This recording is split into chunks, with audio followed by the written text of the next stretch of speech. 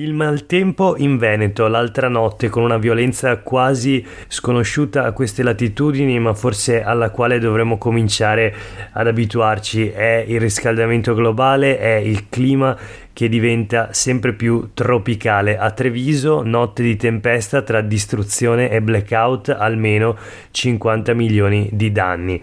Questo è Sveglia Veneto, il primo podcast dedicato all'informazione vista da nord-est. Io sono Jack Calcetto. Oggi è giovedì 26 maggio 2022. La prima notizia del giorno riguarda il disastro e i danni fatti dal maltempo, praticamente un uragano l'altra notte che ha colpito Treviso, la Marca Trevigiana, ma non solo, anche a Jesolo. Ad esempio, una mareggiata che ha cancellato il ripascimento, danni ingenti quindi a Jesolo Lido. Il sindaco in sopralluogo dice che è stato perso il 10% della sabbia che non era stata ancora compattata. Ovviamente il comune interverrà a ripristinare, ma appunto colpite in particolare le aree dal villaggio Marzotto fino a oltre Piazza Europa. La mareggiata a Jesolo Pineta si è mangiata gran parte della sabbia messa con il ripascimento, che poi è quell'operazione che viene fatta per allungare e ripristinare ogni anno a inizio della stagione le spiagge appunto su tutto il litorale del Veneto, ma non solo. A Treviso, dicevamo, ad Asolo, l'epicentro della bufera, tetti scoperchiati, alberi caduti e allagamenti. Leggiamo sul Gazzettino di oggi 20 centimetri di grandine, una coltre che ha coperto le strade di Asolo. Ieri mattina erano ancora presenti cumuli di ghiaccio, un vero e proprio disastro. A terra naturalmente rami e piante.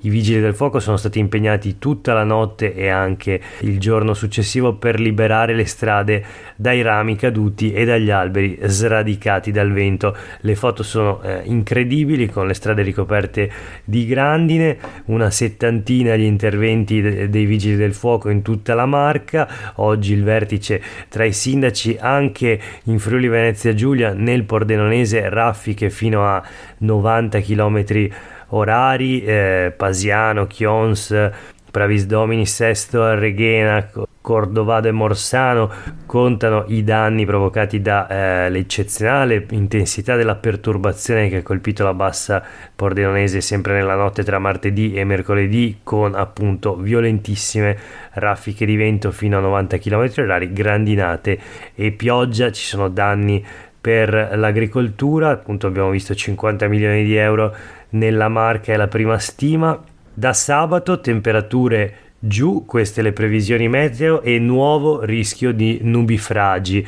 Le correnti umide e il caldo di martedì hanno sviluppato celle temporalesche su tutta la fascia pedemontana veneta, spiega l'agenzia regionale ARPAV, che dà anche i numeri: 100 i chilometri orari raggiunti dalle raffiche di vento nelle zone più colpite, 30 gradi di temperatura massima in Veneto negli ultimi giorni, 10 gradi in meno che si potranno registrare tra sabato e domenica.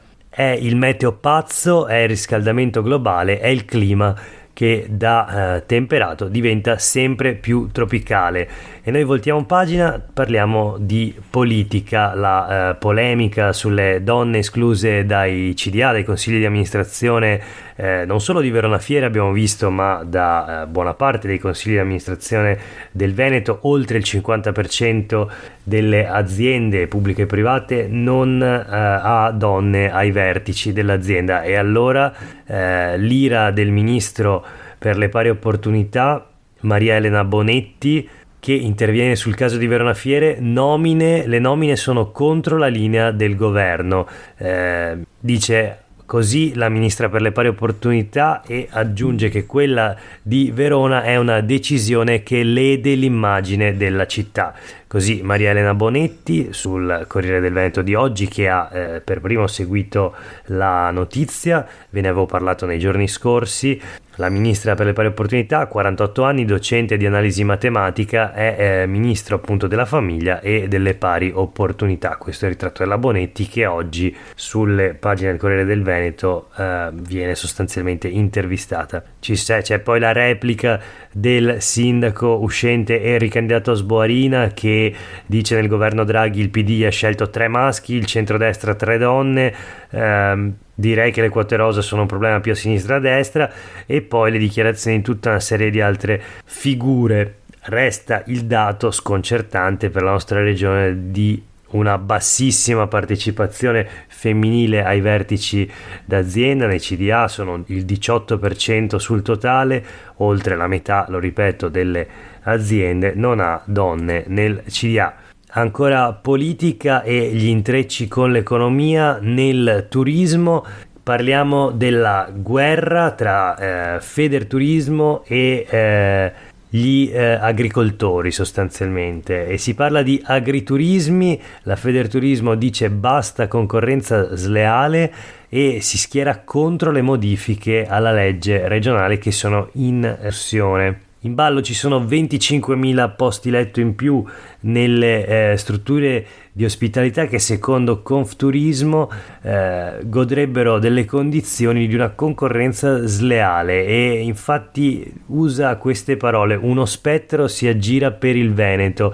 È la lobby degli agricoltori la più influente della nostra regione. Queste le parole del presidente di Confturismo Veneto, Marco Michielli, sulle pagine dei quotidiani del gruppo Gedi di oggi.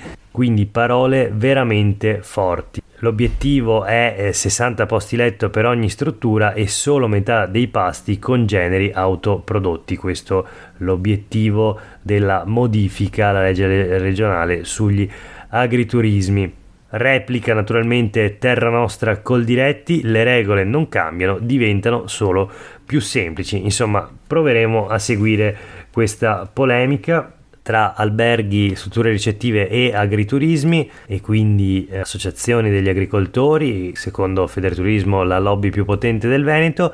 L'ultima notizia del giorno riguarda invece la natura, i lupi. Sono oltre 200 i lupi nel nord-est e sono preziosi per i nostri monti, così almeno secondo Angelo Pangrazio, che oggi vede pubblicato il suo libro sulla presenza dei predatori che sono tornati soltanto 10 anni fa e sulla difficile convivenza naturalmente con l'uomo.